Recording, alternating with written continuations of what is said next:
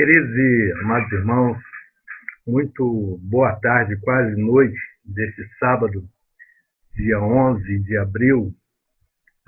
Eu quero desejar uma ótima tarde para os irmãos. Como sempre, eu espero que você esteja tendo uma ótima tarde dentro, né, do razoável, dentro daquilo que a gente pode admitir que é uma boa tarde. Afinal de contas, nós estamos ainda nesse processo em que não se definiu em que momento nós vamos poder estar voltando às nossas atividades, os nossos cultos, o nosso dia a dia de saída para trabalho, de escola, enfim. Isso tudo gera uma ansiedade, uma angústia, um mal-estar, uma inquietação, que é perfeitamente normal, porque nós somos pessoas de carne. Tá? Ao mesmo tempo em que nós vamos sendo bombardeados, né, como eu sempre falo, por uma série de informações que vêm, que nos deixa mais perplexos, que nos deixa mais desapontados com um sistema que nós estamos cercados, né, a mídia bombardeando, as verdades e as mentiras misturadas, como nós já falamos anteriormente, enfim.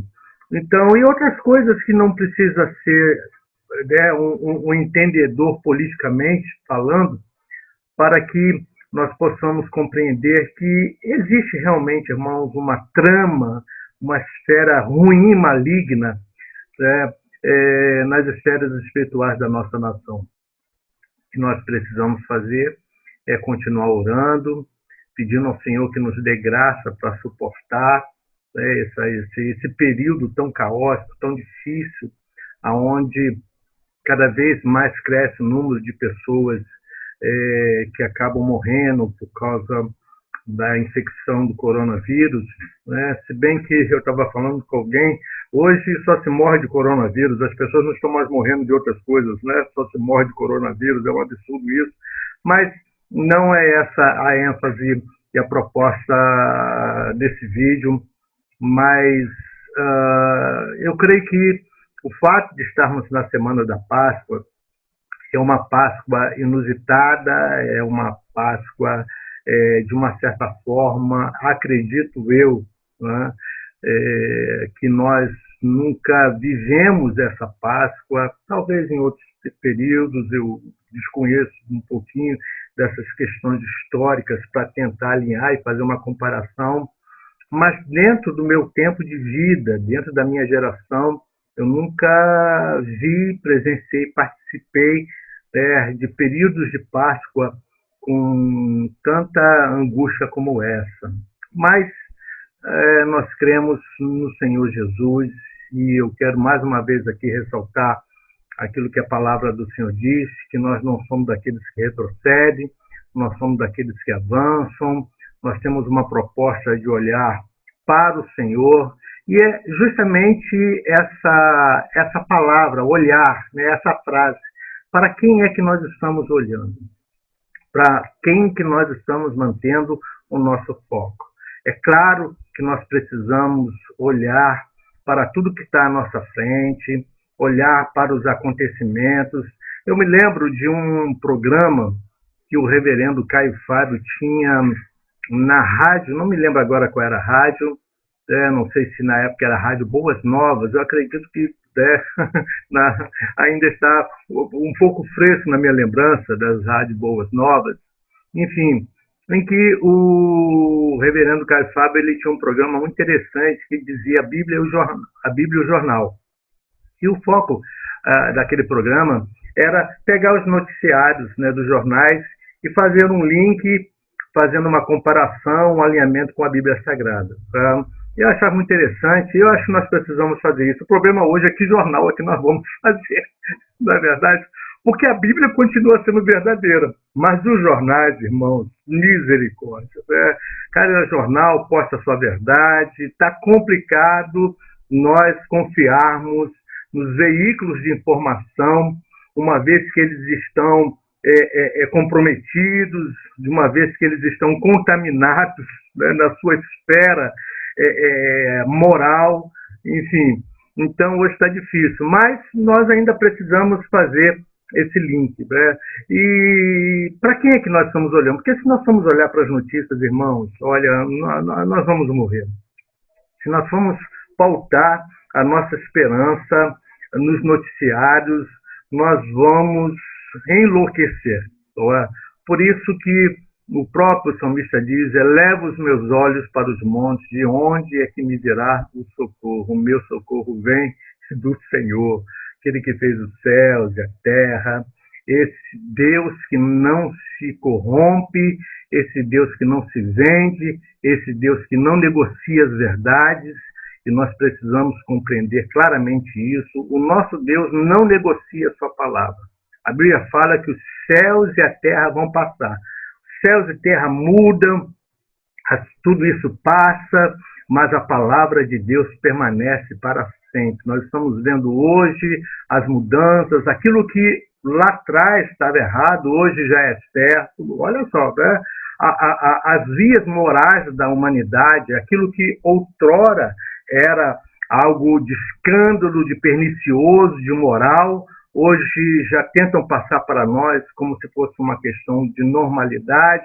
Aí usa-se uma palavra dizendo que existem as pessoas antiquadas, retrógradas, que elas não acabam se aliando com a modernidade. Deixa eu te falar, irmãos, a Igreja de Jesus não foi chamada para viver uma modernidade. Nós estamos num tempo de modernidades, mas mantendo os parâmetros, as verdades, os fundamentos, como diz a palavra do Senhor, as veredas antigas, os caminhos antigos. Então, nós não podemos nos desviar dele. Então, hoje, eu queria compartilhar com você, dentro desses dias de Páscoa, ontem, sexta-feira, a da Paixão, hoje, sábado, amanhã, o domingo da Ressurreição, o domingo da Páscoa. Mas eu queria fazer aqui um link entre duas passagens que os irmãos conhecem muito bem, e a proposta desse vídeo aqui é simplesmente a gente ter, né, um tempinho de reflexão, pararmos para fazer uma contextualização daquilo que a palavra do Senhor diz, trazer para os nossos dias, aplicar isso, porque não adianta, conforme diz as Sagradas Escrituras, não adianta eu ter a palavra de Deus na minha mente se eu não aplico ela. O próprio salmista diz: eu guardei a palavra no meu coração, no centro da minha vida, naquilo pelo qual procede as saídas da vida. Eu guardei a palavra do Senhor para não pecar contra ti. Então nós não podemos simplesmente ser pessoas que professam uma religiosidade ou um padrão de vida cristã, mas se nós não conseguimos colocar isso na prática, né? Então nós não podemos ter a palavra apenas na nossa mente. Desde a época de Jesus, até antes de Jesus, que sempre houve um grupo de pessoas cujos ensinos, a Torá, a lei, estava na mente, mas não estava na aplicação. Tanto é que Jesus, quando censurou os fariseus, ele dizia claramente a respeito, né? Que eles coavam mosquito, mas engoliam um camelo, né? Eles apontavam o caminho do céu, mas não deixavam ninguém entrar, né?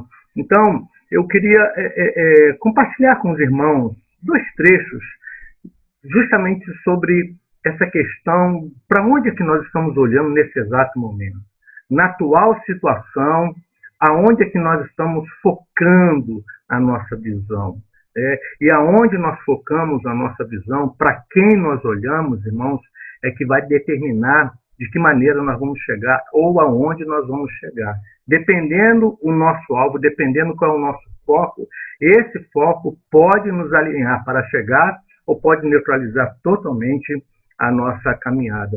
Queria ler primeiramente um texto conhecido de todos os irmãos, que se encontra no livro de Números, no capítulo 21, e os irmãos devem estar familiarizados, que diz que fala sobre a serpente de bronze. E diz a palavra que então partiram do Monte Hor pelo caminho do Mar Vermelho, a rodear a terra de Edom, porém o povo se tornou impaciente no caminho. Há outras traduções que dizem o seguinte, e o povo se angustiou na alma por causa desse caminho. Há uma outra tradução que diz que eles ficaram insatisfeitos com a mudança do caminho, né? Tudo isso, né, aponta para uma situação só. A alma das pessoas ficaram angustiadas por causa do caminho, se aborreceram no caminho, se entristeceram no caminho, ficaram impacientes no caminho, enfim. E o povo falou contra Deus e contra Moisés. Por que nos fizeste subir do Egito para que morramos nesse deserto, onde não há pão nem água? E a nossa alma tem fastio deste pão vil. Uma outra tradução diz deste pão leve. Então o Senhor mandou entre o povo serpentes abrasadoras, que mordiam o povo, e morreram muitos do povo de Israel. Veio o povo a Moisés e disse: havemos pecado porque temos falado contra o Senhor e contra ti. Ora ao Senhor, que tire de nós as serpentes. Então Moisés orou pelo povo. E disse o Senhor a Moisés: faz uma serpente abrasadora, põe-na sobre uma haste, e será que todo mordido que a mirar ou que olhar para ela viverá. Fez Moisés uma serpente de bronze e a pôs sobre uma haste, e sendo alguém mordido por alguma serpente, se olhava para a de bronze, sarava. Mas eu queria linkar um texto que você provavelmente já deve estar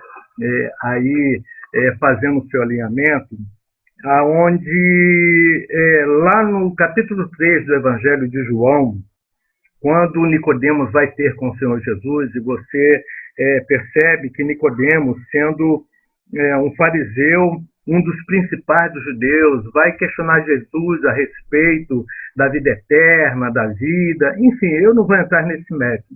O que eu acho interessante é porque, nesse diálogo com Nicodemos, Jesus diz o seguinte no versículo 14 do capítulo 3. E do modo por que Moisés levantou a serpente no deserto, assim importa que o Filho do Homem seja levantado, para que todo que nele crê tenha a vida eterna.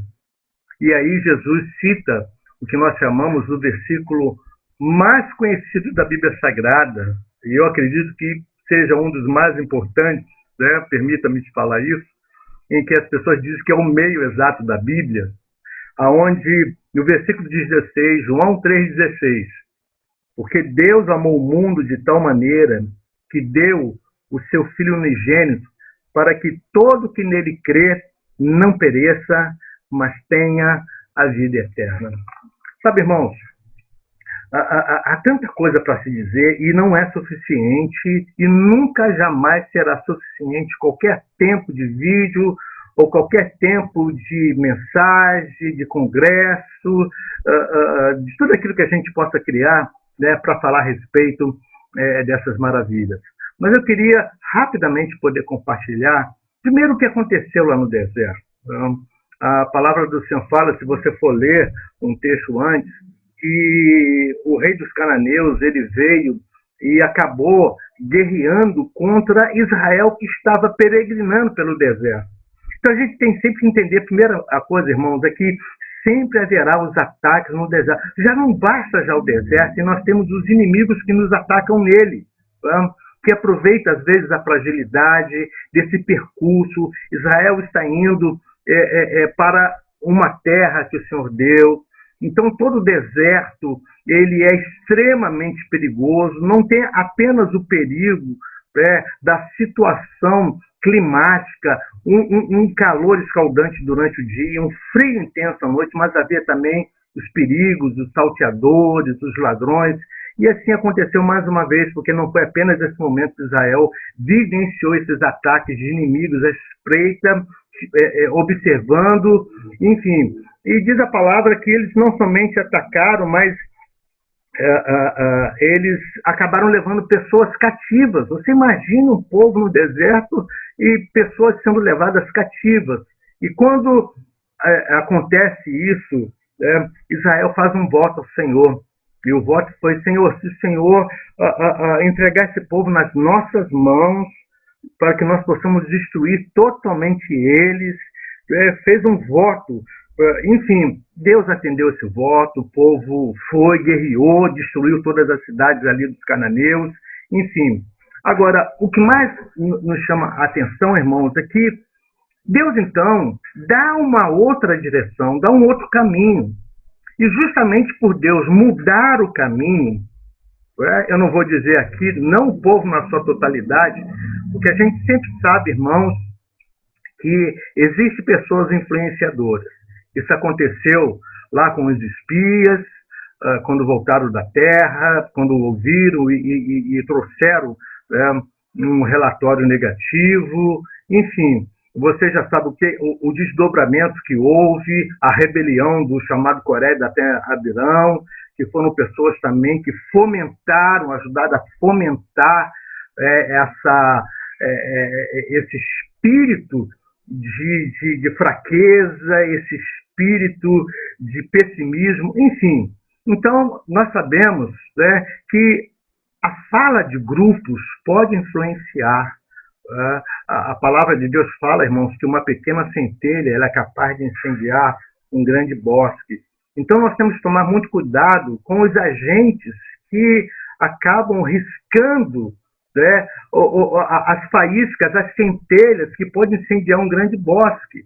Então, nós precisamos tomar muito cuidado com essas faíscas, com essas centelhas, com esses agentes que são os propagadores de se perder uma visão. Então, nesse período que nós estamos, um período onde as pessoas estão, de uma certa forma, inquietas, elas podem ser mobilizadas, elas podem ser trabalhadas, e nós estamos percebendo isso claramente através da mídia, procurando trabalhar o emocional das pessoas para se levantarem contra o governo, para formar uma opinião negativa, enfim. Isso não é de agora não, isso já acontece desde lá de trás.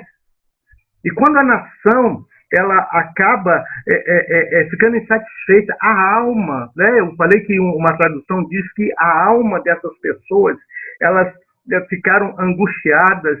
E a gente entende o seguinte, irmãos, o que é a alma? A alma é aquela ferramenta que nós temos na nossa pessoa que dita as regras pela mente, pela vontade, pela emoção. Então, é aquilo que nós achamos, é aquilo que nós sentimos e aquilo que nós queremos. Mente, vontade e emoção. Aquilo que eu penso, aquilo que eu quero e aquilo que eu sinto.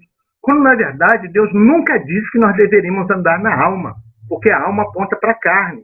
E o maior beneficiador da nossa alma é a própria carne. Por isso nós precisamos de permitir que o Espírito de Deus trabalhe na nossa alma, para que nós possamos andar no Espírito, não mais na alma. Nós estamos hoje numa humanidade almática, numa sociedade extremamente almática, que anda fundamentado naquilo que elas acham, naquilo que elas pensam, naquilo que elas sentem, naquilo que elas querem, na vontade. E Deus não trabalha dessa forma. Muito pelo contrário, nós precisamos andar no Espírito, porque a ferramenta do Espírito é intuição, é comunhão e é consciência. Não é mente, mas é consciência de Deus, consciência da palavra, enfim. Então, a nação de Israel, quando eles veem que houve uma mudança no caminho, eles se tornam impacientes e começam a falar contra Moisés, começam a falar... A questão de falar contra Moisés já era um grande problema, né? Falar contra a liderança. E eu quero aqui ressaltar, irmãos, que, olha, nós temos uma liderança no nosso país. Nós temos liderança dentro de nossas casas, nós temos liderança, né, nas nossas empresas, nas nossas igrejas, nos nossos ministérios. E hoje existe, né, um entendimento distorcido que se pode falar contra, pode se opor. Isso é um princípio maligno, porque a primeira pessoa que nós temos conhecimento que se opôs a uma liderança foi o próprio Lúcifer, que ousou, fomentou o que nós chamamos, né, de um levante contra o Senhor, promoveu o que se chama de um levante para tentar estabelecer o trono dele acima do trono de Deus, enfim, e nós sabemos o que aconteceu. Ele acaba caindo, saindo, né, da posição que ele tinha como querubim ungido. O problema é que ele não conseguiu, né, não fez isso sozinho. O problema é que não foi só ele. Diz a palavra que 1/3 dos anjos já estava com ele. Então nós percebemos, irmãos, que toda rebelião, ela não tem um ou dois, não, ela acaba tendo muita gente. E nós precisamos tomar cuidado com isso, irmãos, porque a palavra do Senhor deixa bem claro que a rebelião, ela é um princípio maligno. E a rebelião, ela pode, né, ser velada, como também ela pode ser exposta. Enfim, o que acontece aqui é que eles falam mal de Moisés. Agora, não é questão apenas de falar mal de Moisés, é questão que eles falam mal contra o próprio Senhor. E Deus, a Bíblia fala que o Senhor mandou entre o povo, né, as chamadas serpentes abrasadoras, as víboras do deserto. Não? E aí o povo começou a sofrer as agruras, as consequências. Por quê? Porque eles disseram que nesse deserto que Deus tinha levado eles para morrer, eles diziam o seguinte: não há pão nem água e a nossa alma tem fastio, nós estamos cansados desse pão vil. O maná, irmãos, que alimentava esse povo durante tanto tempo, que alimentou esse povo durante tanto tempo, e que eles estavam agora desfazendo desse maná. Né? Algo que, na verdade, não tinha talvez o mesmo gosto dos alhos, dos pepinos, das cebolas lá do Egito. E a gente tem que entender, irmãos, que tudo aquilo que é do Egito, que tem uma conotação de escravidão, às vezes até é bom para a nossa alma, para a nossa carne. Ela produz alguma coisa boa.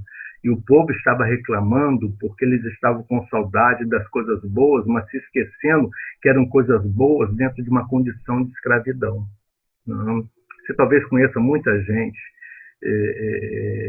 que acaba fazendo, né, esse link, fazendo, né, essa ponte, porque acha que em Deus, às vezes, as coisas não são tão boas assim. E deixa eu te falar, realmente não são, irmãos. Realmente não são. Há de se convir que Deus nunca prometeu vida fácil, Deus nunca prometeu uma vida boa. É diferente do que, às vezes, hoje, algumas linhas evangélicas, alguns discursos propõem que, né, Deus é obrigado a te dar isso, é obrigado a te dar aquilo. Enfim, eu creio naquilo que o profeta Isaías diz, que se quisermos e ouvirmos do Senhor, nós vamos comer o melhor da terra. Agora, o melhor da terra, ele necessariamente não significa que tem que ter o mesmo sabor daquilo que era do Egito. Às vezes, o melhor da terra é aquilo que é o simples e o comum.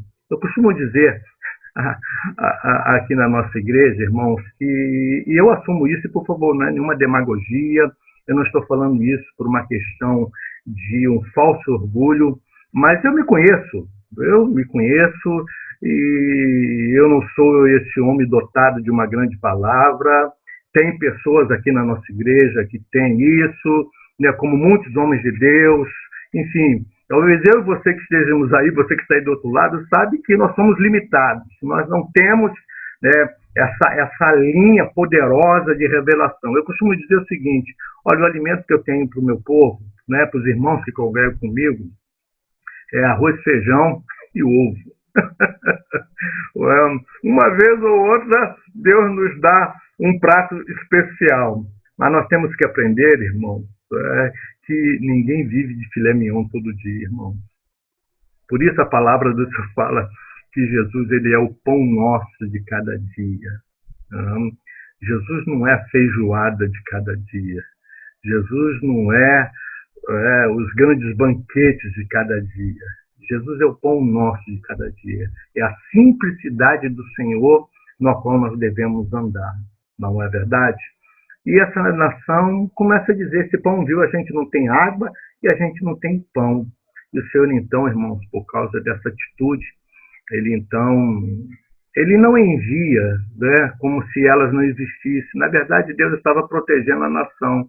Mas chega uma hora, irmãos, que o Senhor permite que as serpentes que já existiam no deserto, elas agora se tornem mais intensas nos ataques. Essas serpentes, elas entravam pelas casas, pelas cabanas, porque o povo está no deserto, né? Então são cabanas.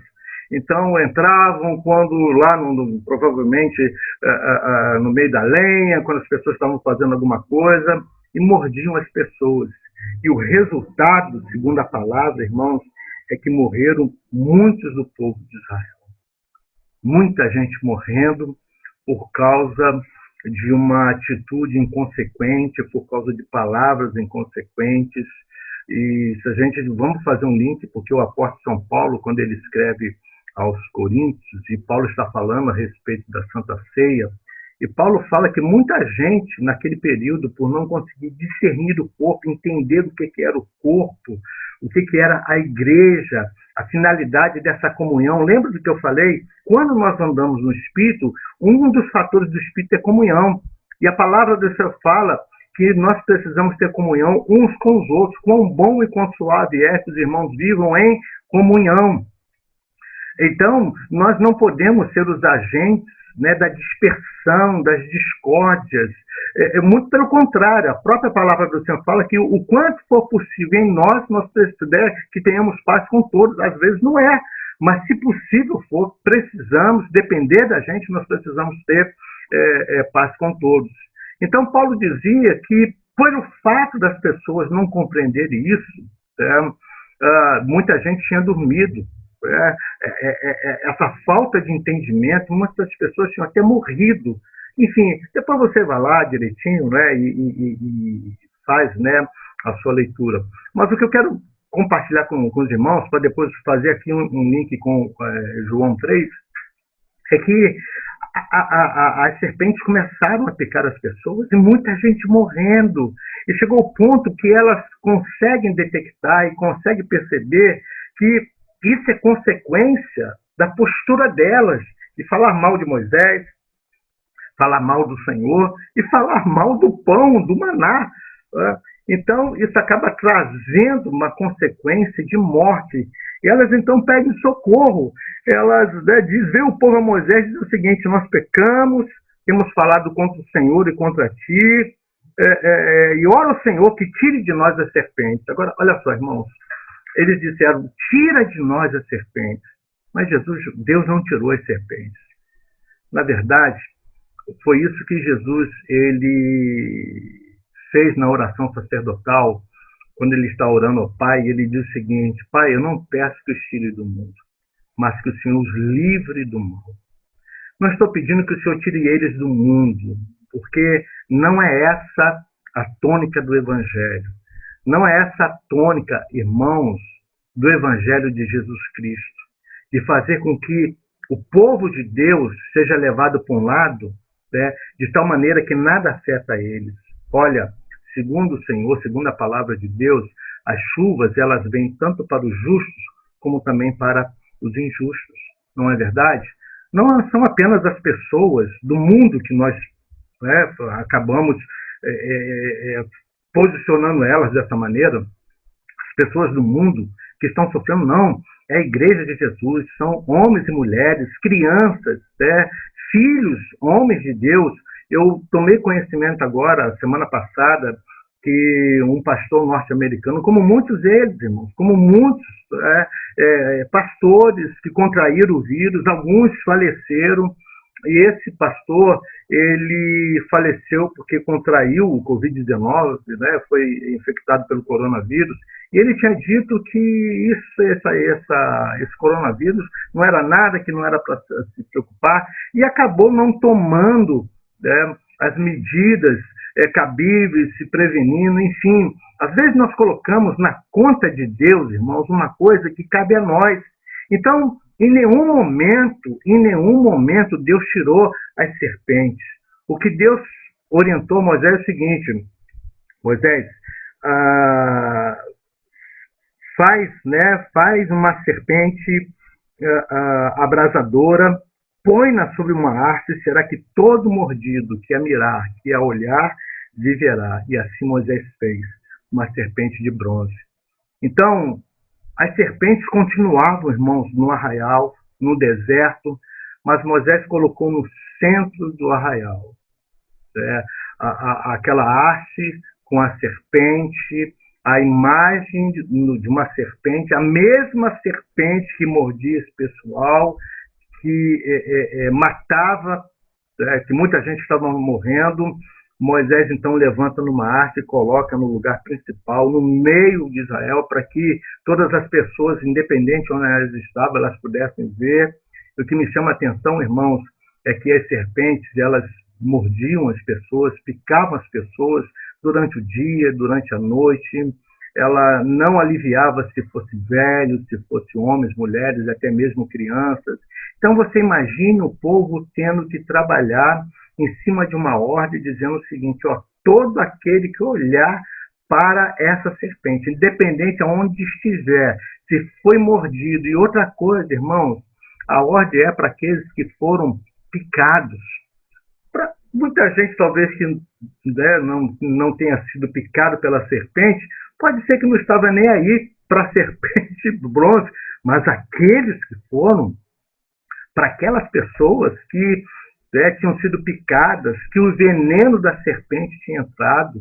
E, irmãos, hoje nós temos os soros antiofídicos, as vacinas para neutralizar o veneno da serpente, mas você sabe que dependendo da serpente, e a Bíblia fala que lá no deserto eram serpentes abrasadoras, porque a maneira como as pessoas estavam morrendo, irmãos, era uma coisa assustadora. O veneno de uma serpente começa a paralisar a circulação, o sistema respiratório, a pessoa começa a morrer por falta de ar, muito parecido com o que está acontecendo agora com o coronavírus.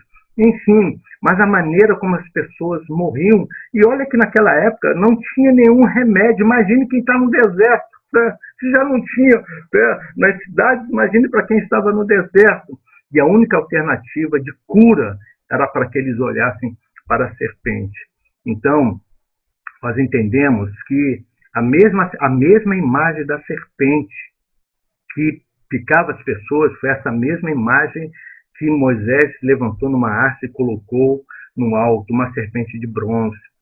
E o que eu acho muito interessante é que Charles Spurgeon, depois você pode procurar aí na internet, ele tem uma mensagem muito interessante sobre isso.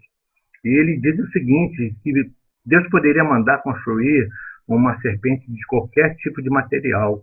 Poderia ser de madeira, poderia ser de pedra, mas manda construir de bronze. E o bronze aponta justamente para o juízo do Senhor, não é? E o bronze, ele é um metal que brilha. Então vamos lá na frente fazer um link, mas presta atenção no que eu quero te dizer aqui, hoje, sábado de Páscoa, que naquela época as pessoas estavam morrendo porque estavam sendo picadas por uma serpente. E nós entendemos, irmãos, que o nosso inimigo hoje, lá em Gênesis, o Senhor tinha dado uma palavra para a serpente, dizendo o seguinte: olha, o Senhor vai suscitar um filho e você vai morder o calcanhar, mas esse calcanhar vai esmagar a sua cabeça. Então nós percebemos que esse veneno da serpente, ele continuamente está na história da humanidade. E justamente picando e matando pessoas. E quando Moisés levanta com essa haste, essa serpente de bronze, e essa serpente de bronze, ao sol ela brilhava, enfim, eu acredito que à noite, provavelmente, eu estou conjecturando, eu não tenho base bíblica para te dizer isso, mas eu acredito que até durante a noite, talvez Moisés tenha estabelecido uma maneira dessa serpente de bronze, ela brilhar, ela ser vista, tanto durante o dia como à noite. Afinal de contas, a palavra de Deus fala que o Senhor é o sol da nossa justiça, que Ele é luz, e nós vamos perceber até na sequência da palavra do Senhor, falando a respeito que Jesus ele é a luz, ele é aquele que irradia, que nós precisamos olhar para ele, enfim. Então, quando todas essas pessoas que, de uma certa forma, são aquelas contaminadas, são aquelas que estão envenenadas, e olhassem para essa serpente, elas seriam curadas. Eu imagino, irmãos, quando uma mãe fala para o seu filho, olha, você tem que olhar para a serpente, quando os velhos, todos aqueles que já estão praticamente sem expectativa nenhuma, porque uma vez que foram picados, eles agora têm uma sentença de morte, talvez a família esteja, né, dizendo, e agora o que vai acontecer? Mas havia não uma alternativa, havia apenas uma solução. Não havia outro método lá no deserto para que as pessoas pudessem ser salvas, a não ser olhar para a serpente de bronze. O Senhor Jesus, um dia ele chega para Nicodemos e diz o seguinte, importa que assim como Moisés, ele levantou a serpente no deserto, assim importa que o Filho do Homem seja levantado. Jesus lá na frente diz que quando ele for levantado, a todos ele iria atrair a ele. Sabe, irmãos, nós hoje estamos precisando mais do que nunca olhar para o Senhor Jesus. Nós estamos numa sociedade extremamente envenenada. E pessoas que, infelizmente, por acharem que elas não precisam, estão morrendo, estão minguando, mas aqueles que estão com esse veneno na sua alma, um pecado, só tem uma maneira das pessoas serem salvas, é através do Senhor Jesus. Jesus deixou bem claro que, como Moisés levantou numa haste lá no deserto a serpente, assim também o Senhor seria levantado. Hoje nós precisamos olhar para o Senhor Jesus. Eu gosto muito do texto do livro de Hebreus, que diz que nós devemos nos desembaraçar de todo o pecado, de toda a serpente, do veneno da serpente, que tenazmente nos assedia, e corremos com perseverança para o alvo. Entender que o deserto não é o nosso perímetro para estarmos ali habitando, mas corremos com perseverança para o alvo. Olha o que o autor diz, olhando para Jesus, o autor e consumador da nossa fé, olhando firmemente para Jesus. Sabe, em tempos de crise, irmãos, para onde é que nós estamos olhando? Para onde você está direcionando o seu olhar? Nós temos um adversário que sempre tenta nos propor a olhar para o lado errado. Já falei isso aqui várias vezes, eu sei que eu sou repetitivo, não tenho um arsenal de versículos guardados na minha mente, mas o pouquinho que eu tenho, eu quero aqui compartilhar com você. E quando nós falamos de olhar para o lugar certo, porque existem movimentos que tentam tirar o nosso foco do Senhor Jesus.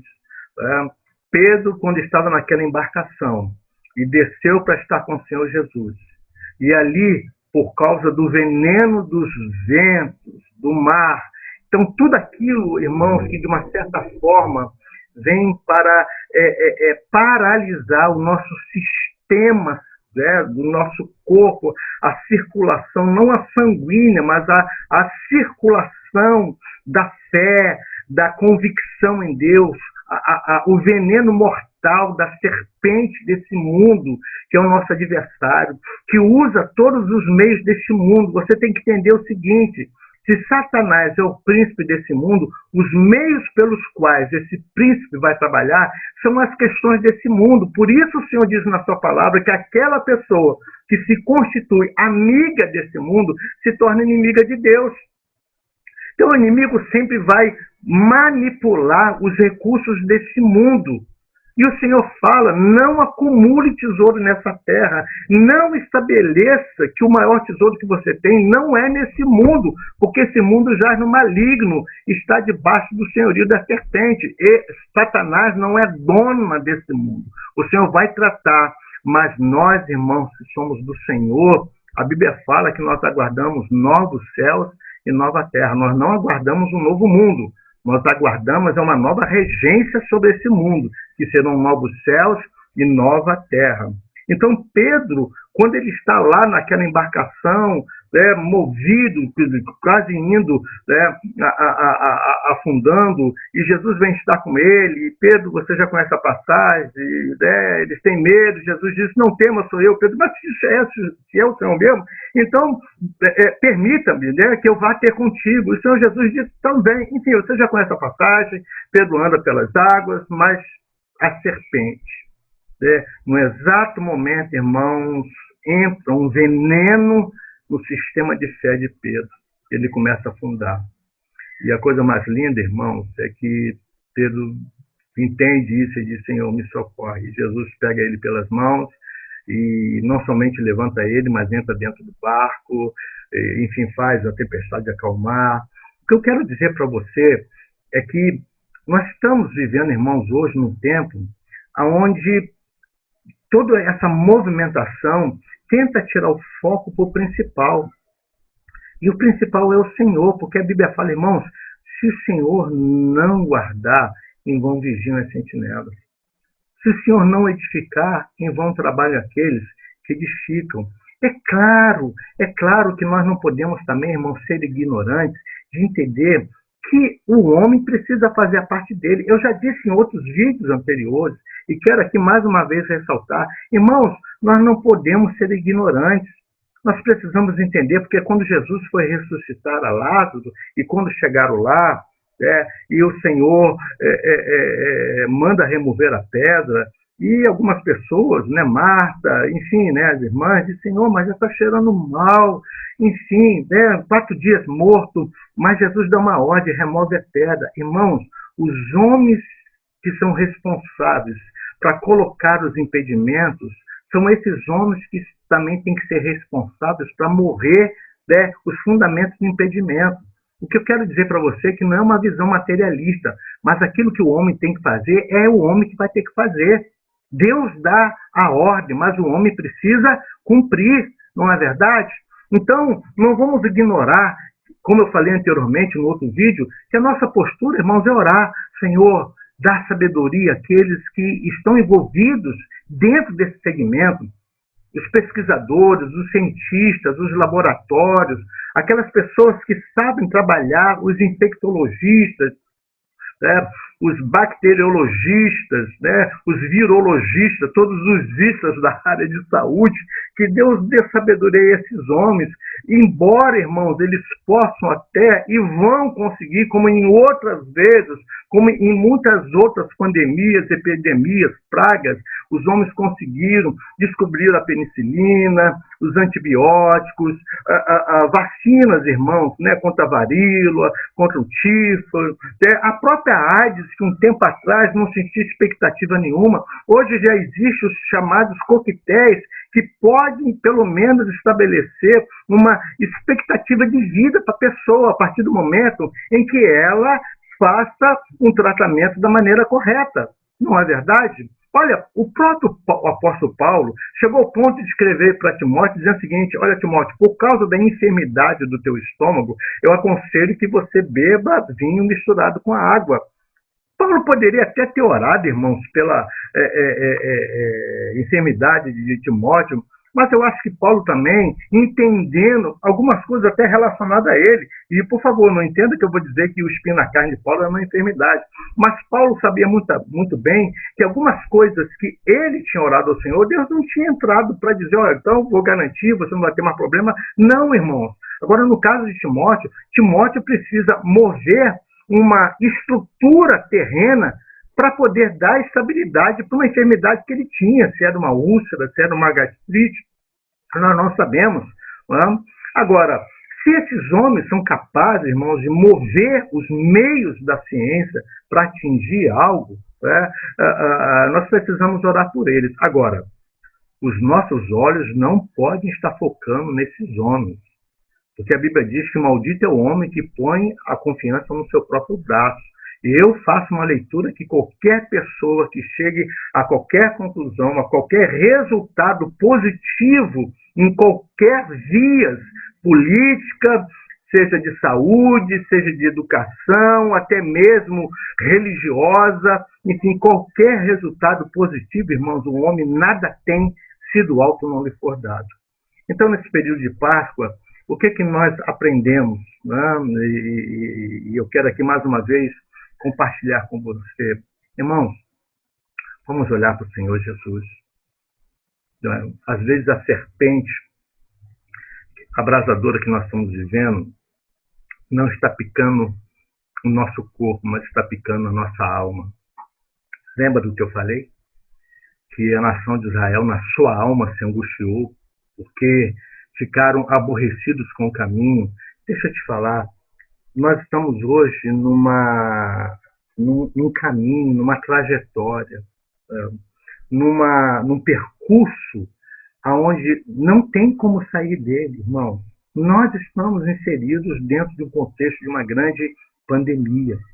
E não podemos, em momento nenhum, falei isso no vídeo anterior e quero aqui refrescar sua mente, nós não podemos, em momento nenhum, irmãos, unir as nossas vozes com as vozes de tantas pessoas, como lá no deserto se uniram para dizer que Deus é esse, que não deixa ter água, que não nos deixa ter pão e que só nos dá esse vil maná, que só nos dá esse pão leve.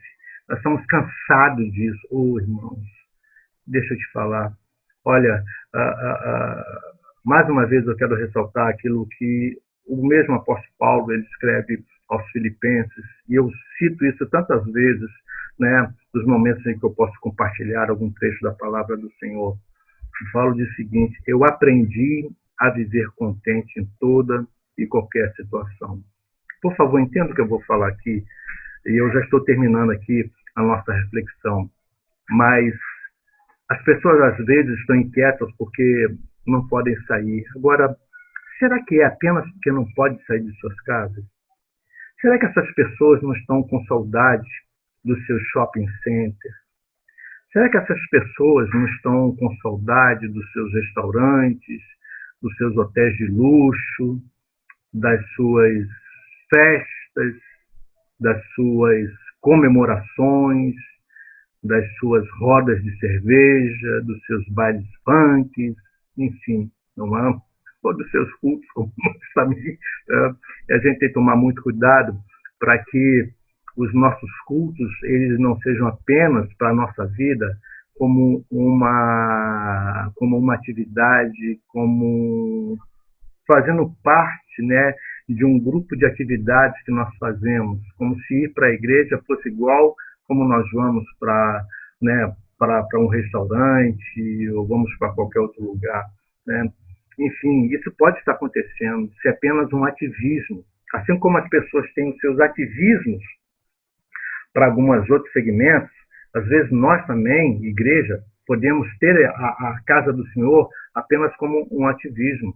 Jesus censurou de uma maneira intensa quando ele entrou em Jerusalém. Ele percebeu que a motivação das pessoas de irem para o templo é porque elas estavam ganhando dinheiro com a venda de mercadorias, né?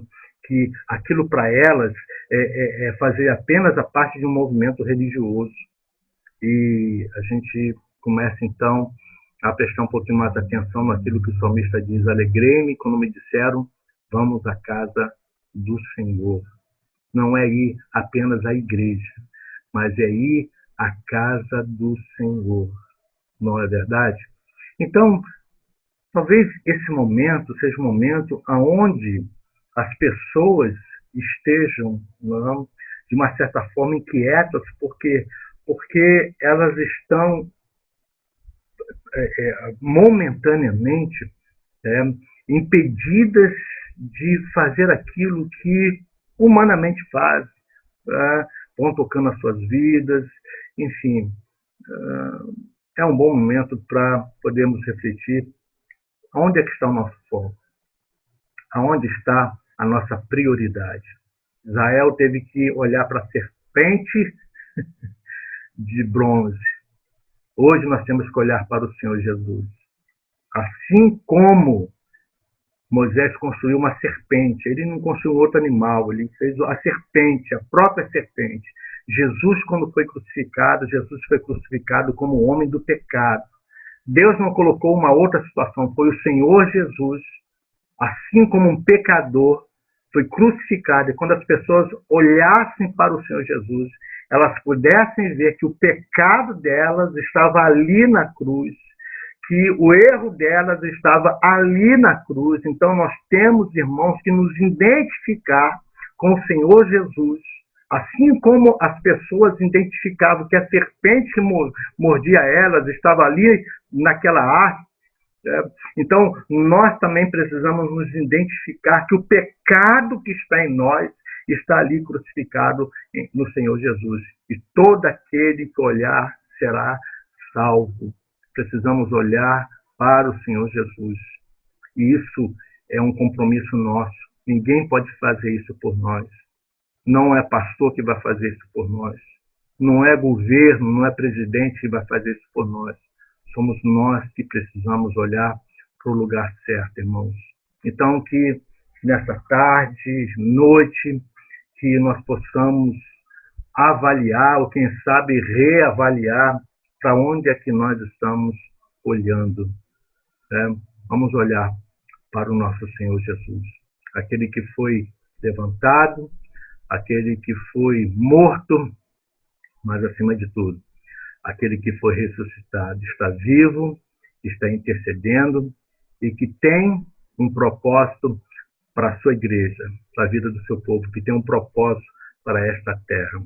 Nós sabemos que o Senhor Jesus um dia estabelecerá o seu reino aqui nesta terra. Não é verdade? Que nós vamos ter um período de milênio. E aí eu não quero entrar no mérito, irmãos, dessas discussões teológicas de amilenista, de pós-milênio, de pré-milênio, enfim.